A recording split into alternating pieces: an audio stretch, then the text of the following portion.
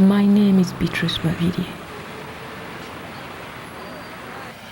I made this film to share with you my struggles of living in exile after facing the tragic loss of my twin brother, Kato. My loss awakened the suppressed memories of my childhood and the autocratic rule of Idi Amin's regime that crushed my innocence and forced my family to flee my beloved homeland of Uganda.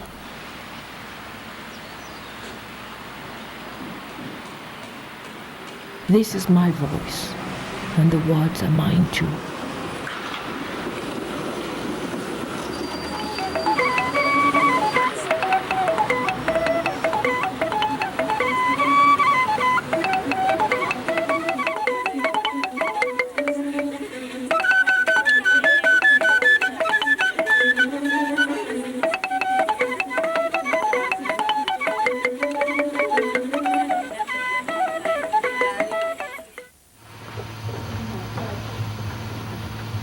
No matter where we live or what language we speak, we all share a common experience with everyone else on this planet. That common experience is the loss of a loved one. You can only experience the memories, feelings, and changes in your life that it brings. Tuli wano tusekinga bifaananyi tutwala kimuli ku malaalo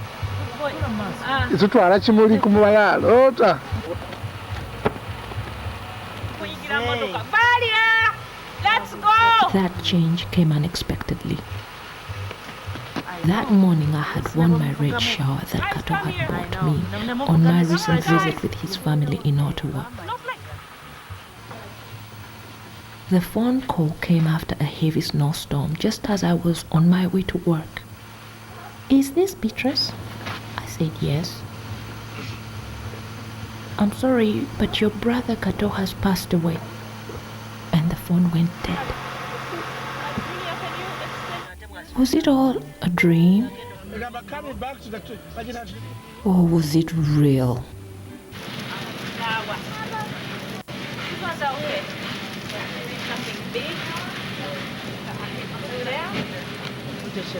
Was he really gone?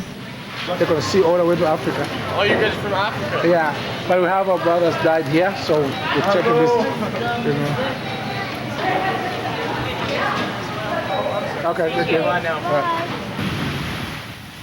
It turns out none of this was a dream. It's what really happened. Mourning is like death because it is an individual affair in which nobody else can interfere or intervene.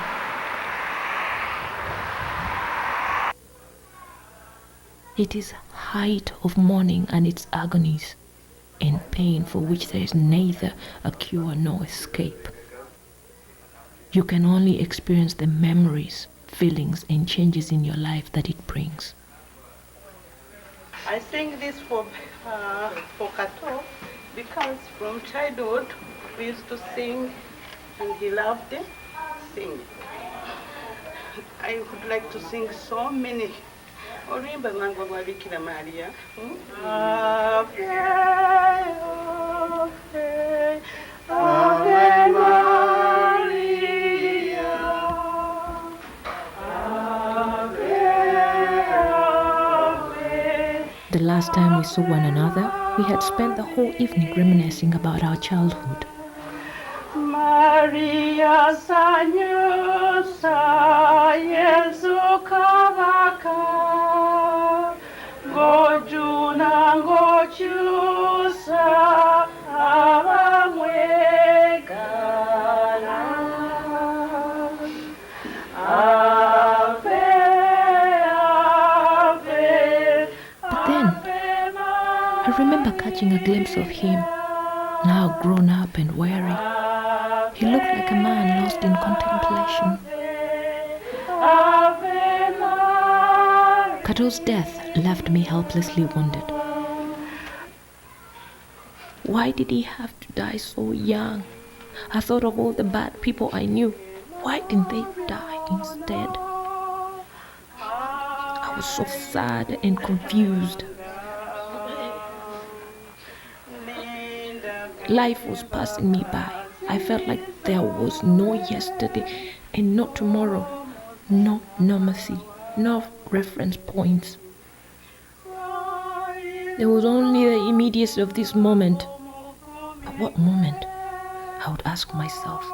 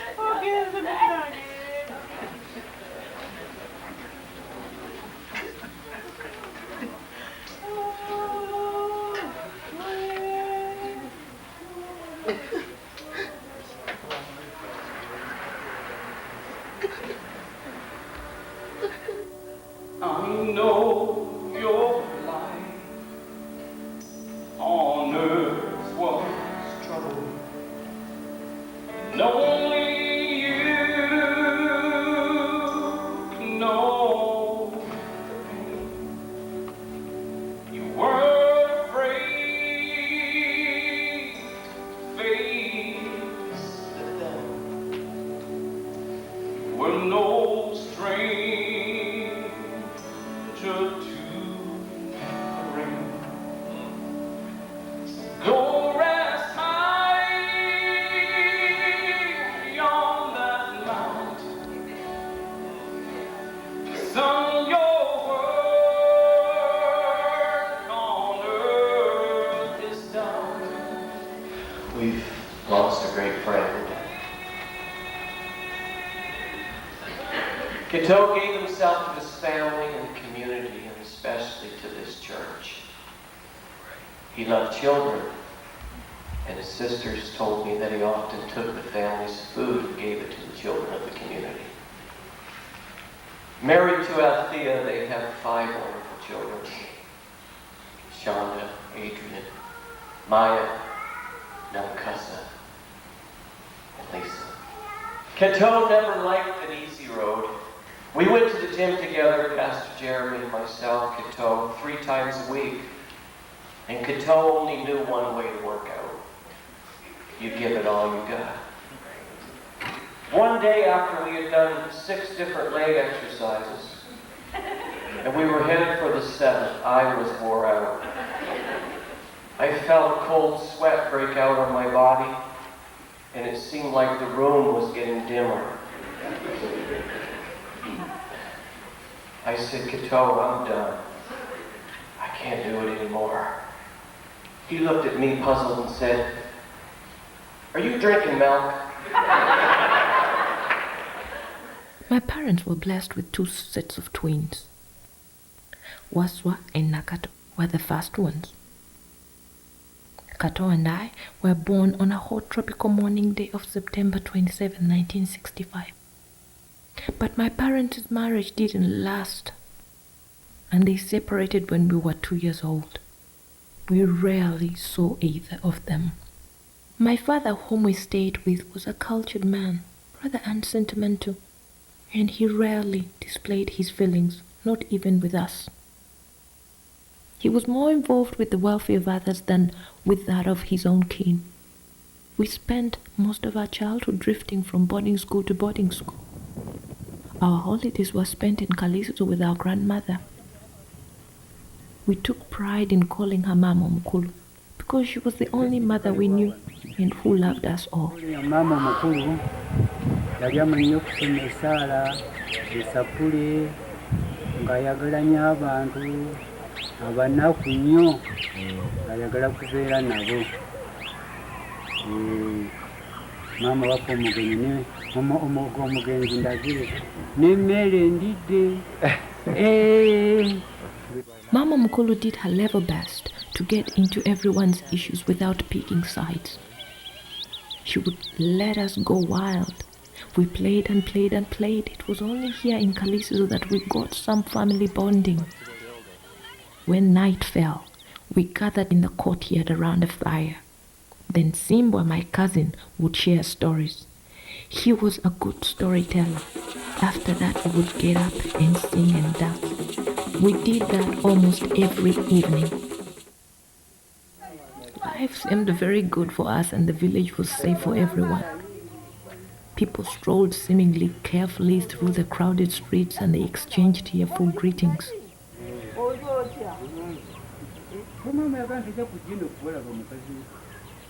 And then, suddenly one afternoon, things turned upside down.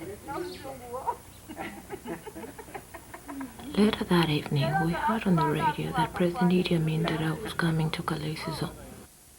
The next day, we stood in the hot sun waiting for Amin's arrival. Mesmerized, stunned, yet we wanted to fully observe all the excitement. Time seemed to have slowed down. What was the meaning of such a long session? 20 lorries drove into town. Cramped in lorries were men, women, and children. They wept silently. It was my first time I saw Amin. And talking the talk was something he knew all about.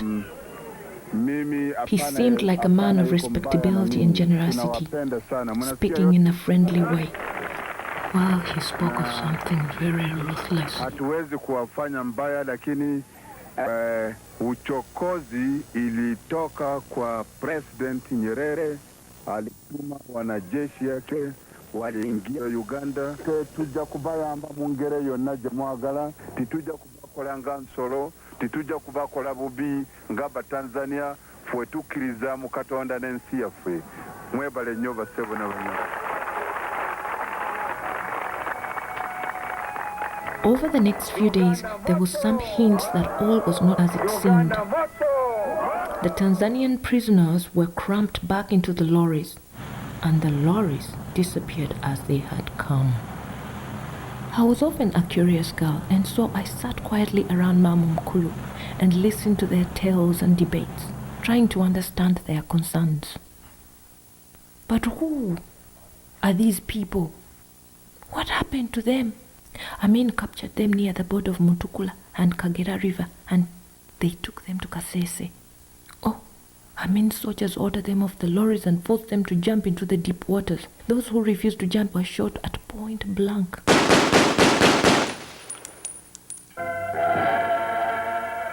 More rumors came after Nyerere's TV speech that the Tanzanian army was advancing swiftly. There were many arguments that the Tanzanians cannot come this far. They will stay in Mutukula. Overthrow Amin? But with what means? Amin has planes that would bomb his army in a minute. There's a lot of fighting going on in various parts of the country.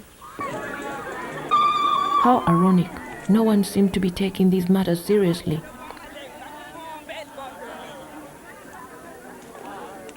Everyone seemed so bombarded with matters of politics and family affairs.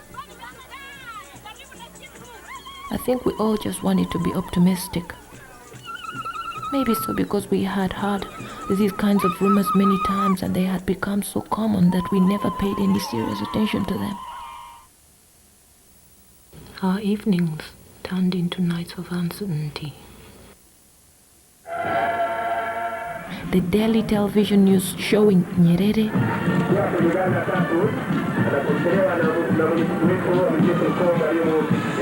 Make fun of him or because I love him very much. Yes.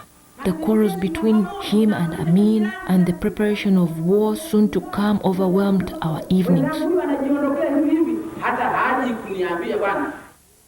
This was towards the end of 1978, and I was 11 years old. Then the terrifying year of 1979 crept in.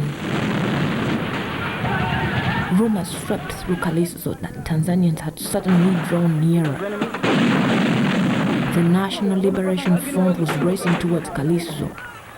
It was just a matter of time. Months, weeks, who knew?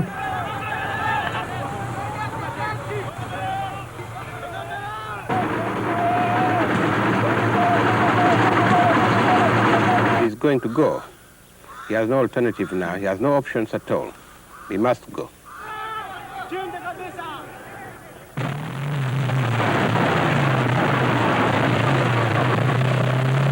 I have no anybody intention from now onwards. I wanted to be very friendly to entire world community. Thank you very much. But more troubling news came from Obote. A lot of sabotage activities. Troops are deserting the army. And Amin is in hiding. The funny thing though is that where there is war, the sun stops shining. There's only the silent fog punctuated by the heavy sounds of bullets. I'll never forget that day. Our town of Kaliso began to fill with people carrying their belongings. It was getting chaotic. Yet there we were, on the side street, watching our village empty itself. People passed us by, one after the other, running. Grown-up folks were crying. The shopkeeper and his children, our friends leaving us without even looking back to say goodbye. There they went, terrified of the unknown, abandoning their businesses and homes and most of their childhood. They disappeared in thin air, never to be seen again. Surely, my village of Kaliso resembled a ghost town. We had spent many days without food, but hunger was not on our agenda. Who was to come for us? Luckily, my great-uncle, Father Mobile, a priest from Bukalasa, came to check on us. He spoke to me and said, "Time has come. I must take you to your father."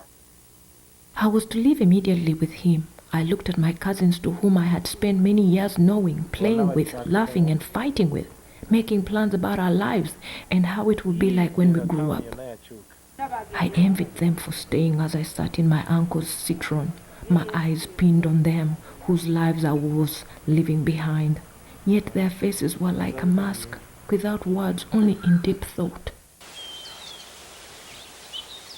This was my village and my family's village before me, a quiet place, few stores, 1,000 people, most of them hardworking.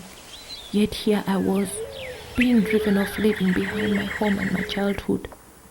To this day, I still remember that prolonged beeping of my great-uncle's citron, the waving of hands from my cousins, that last sad vision of my village as my uncle's citron drove away. To an outsider, Amin's regime seems perplexing, but his actions reveal to us his true nature. I was only 11 years old, yet today these memories still haunt my inner soul. Amin's regime, the bodies of slaughtered gorillas, slung into the back of a truck prior to mass burial.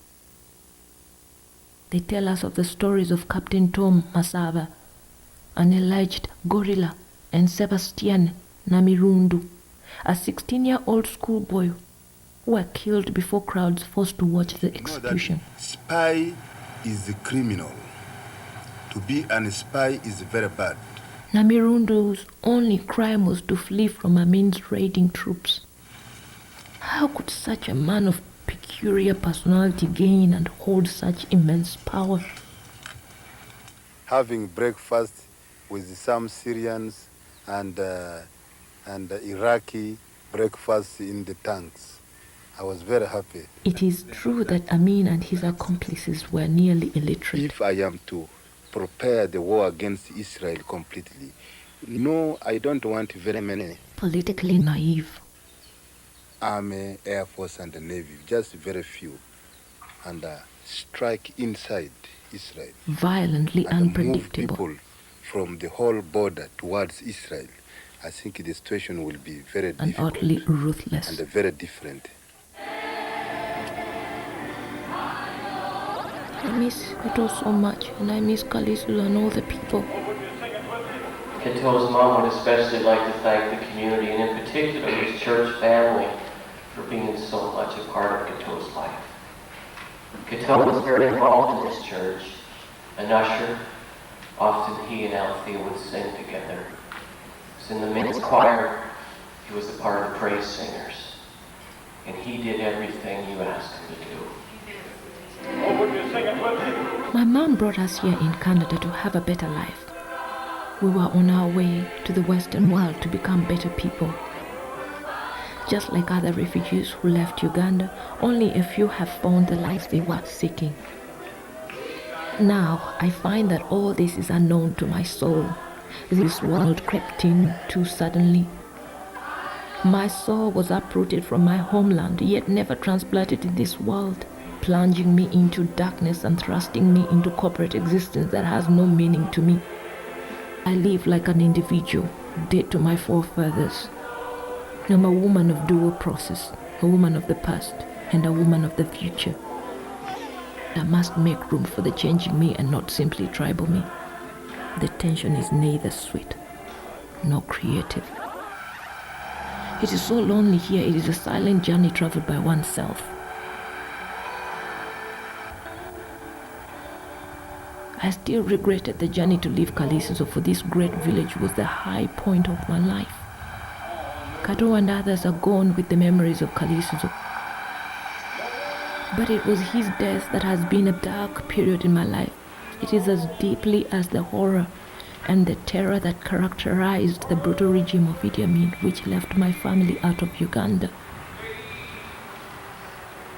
It is obvious that the wars instigated by Idi Amin and his accomplices had left some of us into a forced and unknown lonely territory. Convinced that this period in history would be judged one day, I knew that I must bear witness. I also knew that while I had many things to say, I did not have the wisdom or the skills to say them. Painfully aware of my limitations, I watched helplessly as my environment became the obstacle. But how was I to recover and transform my current environment that was betrayed and distorted by Amin's regime?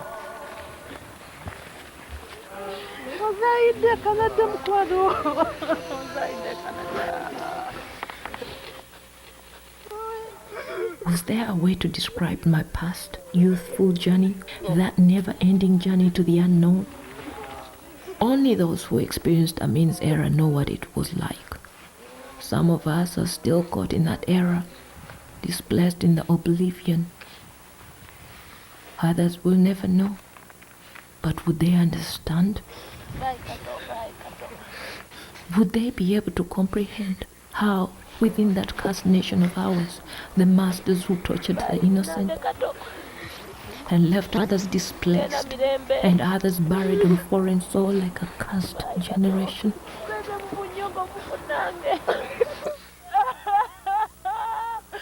Having lived through this experience, as a young girl and now as a woman, I'm inclined not to keep silent. It is to speak of these matters that give respect to those innocent souls, dead or alive, lost in lands of the foreign. And now, scarcely 29 years after I fled Uganda, I realize that we Ugandans forget quickly. There are those who tell us that the stories of exiled Ugandans and the turmoil Uganda is such an exaggerated experience. Love you, man. Funny enough, many people, especially the young people of today, not knowing any better, may well believe them. If not today, then tomorrow or the day after. And there are others who argue all the time that it is senseless to burden our young nation with tragedies of our past.